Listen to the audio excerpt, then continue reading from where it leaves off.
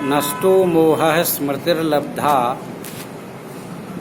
त्वत्प्रसादान्मयाच्युत स्थितोऽस्मि गतसन्देहः करिष्ये वचनं तव। इस श्लोक को अर्जुन 18वें अध्याय के अंत में कहता है कि मेरा मोह नष्ट हो गया है, मैंने स्मृति को प्राप्त कर लिया है। त्वत्प्रसादान, आपके प्रसाद से, मयाच्युत, मैंने, हे अच्युत, कृष्ण का संबोधन है अच्युत। स्थितोस्मि, सामने खड़ा हूँ। गत संदेह, संदेह मेरा निकल गया है।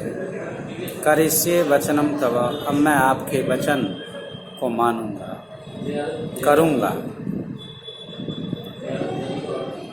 मोह जो है वो संदेह उत्पन्न करता है, इसीलिए इन्होंने कहा नष्टो मोह। मोह का अर्थ होता है विचलित हो जाना। हम जब किसी कार्य का संपादन करते हैं, कई प्रकार का जो विचलन आ जाता है, उस विचलन को ही मोह कहते हैं। और विचलन जब बंद हो जाता है तो संदेह भी दूर हो जाता है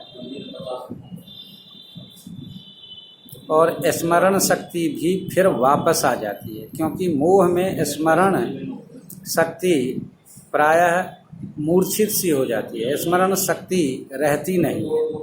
हमारे पास में ये स्मरण नहीं रहता है कि यह कोई बड़ा है या छोटा है, माता हैं या पिता हैं या गुरु हैं या बड़े हैं।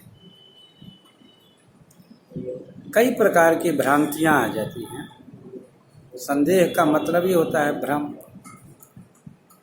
रज्जु में सर्प का आप देखेंगे भ्रम हो जाता है, और रज्जु में ही सर्प का भ्रम नहीं होता, अपितु जल में जब हम चंद्रमा का दर्शन करते हैं तो उसमें हमें ऐसा लगता है कि चंद्रमा जल में चल रहा है, जबकि ऐसा है नहीं, ये भ्रम है। बालक घूमता है तो घूमते घूमते उसको ये लगता है कि सारा संसार ही घूम रहा है, पेड़ घूम रहे हैं, मकान घूम रहे हैं, ये भी भ्रम है। सारा जो ये संदेह है, इस संदेह का जो मूल है वो मोह है। अर्जुन को मोह हो गया था, ये मेरे गुरुजी हैं,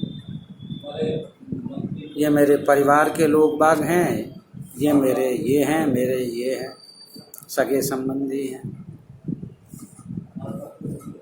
तो सगे संबंधियों के साथ मोह होना स्वाभाविक भी है, पर इस मोह से उपरति होना, मोह से विलक होना,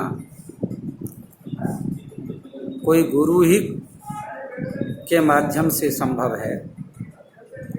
और कृष्ण जैसे गुरु हैं, उपदेष्टा हैं, और अर्जुन जैसे उपदेश ग्रहीता हैं। तो जैसे ही मोह नष्ट होता है वैसे ही संदेह भी दूर हो जाता है।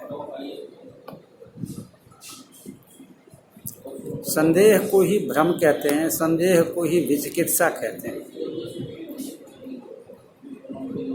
वेदांत में एक वाक्य है, असर्प भूतायाम रज्जौ सर्पारोपवद वस्तून्य वस्त्वारूपो अध्यारोपः। जगत में ईश्वर का भ्रम हो गया है। जगत माया जन्य है और जगत नश्वर है, एक न एक दिन नष्ट होता है। हमारा शरीर नश्वर है, पर शरीर को ही हम नित्य मानते हैं और शरीरी को समझते ही नहीं हैं कि शरीर ही भी कुछ है। इस प्रकार की भ्रांतियां होती है मनुष्य में। इन भ्रांतियों को दूर करते करते करते मनुष्य, यदि कोई विचारक है, मंथन करने वाला है, तब सालों साल लग जाते हैं। ऋषि मुनि भी इस भ्रम में रहते हैं। तो अर्जुन का यह श्लोक करिष्ये वचनम तव पे जाकर के समाप्त होता है। और अर्जुन जो नर है और कृष्ण नारायण है, इतने बड़े ज्ञानी होते हुए अर्जुन योगी भी थे। अर्जुन को दिव्य दृष्टि इसीलिए कृष्ण ने प्रदान करी थी, और दिव्य दृष्टि से ही कृष्ण के दिव्य स्वरूप का उन्होंने दर्शन किया। नहीं तो जो सांसारिक चक्षु हैं वो उन दिव्य स्वरूप को नहीं देख सकते। इसकी एक सीमा है।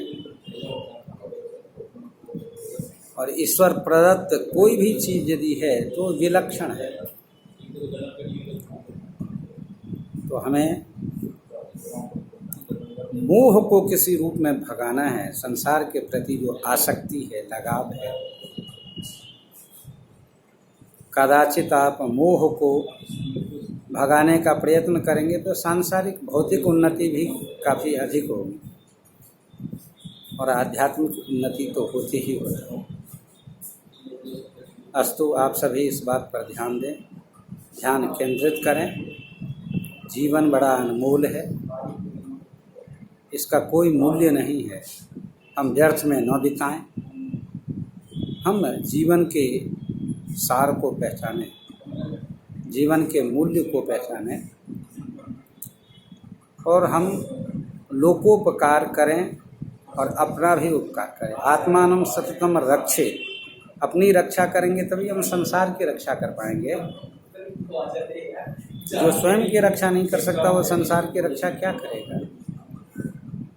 इसीलिए हमें अपनी भी रक्षा करनी है और संसार की भी रक्षा करनी है। संसार इसलिए मिला, माध्यम है, शरीर एक माध्यम है जिससे संसार के समस्त व्यवहार का संचालन किया जाता है। साधन धाम मोक्ष कर द्वारा, पाई न जे पर लोक सुधारा, तुलसीदास जी ने कहा है। इसको प्राप्त करके जो परलोक को नहीं सुधारता है वो इसको प्राप्त करके भी मान लीजिए अप्राप्त ही होता है। एक साधन होता है, जैसे कोई गाड़ी है, गाड़ी से हम जयपुर पहुंचते हैं, वैसे ही शरीर एक साधन मिला है। इस साधन से हम अपने कर्मों का उपभोग करते हैं, अच्छे कर्मों का, बुरे कर्मों का, और हम अच्छे कर्म करके हम प्रारब्ध बनाते हैं। जो प्रारब्ध हमारे हमेशा काम आता है, बुरे दिनों में वह हमारी सहायता करता है और हम बुराई से ऊपर उठते हैं, अच्छाई की ओर बढ़ते हैं। अच्छाई फैलाना ही, सुगंध फैलाना ही। हम भी एक फूल ही हैं, कमल, कमल की तरह। विराट पुरुष के विराट कमल से जो ये सारी धरती प्रकट हुई है, सारे अनंत ब्रह्मांड जो प्रकट हुए हैं, उसमें हम भी फूल की तरह हैं, आते हैं चले जाते हैं। तो कुछ कर्तव्य होते हैं जिनको करना चाहिए और इस श्लोक के माध्यम से उनको हमें समझना चाहिए। अस्तु। जयतु संस्कृतम, जयतु भारती।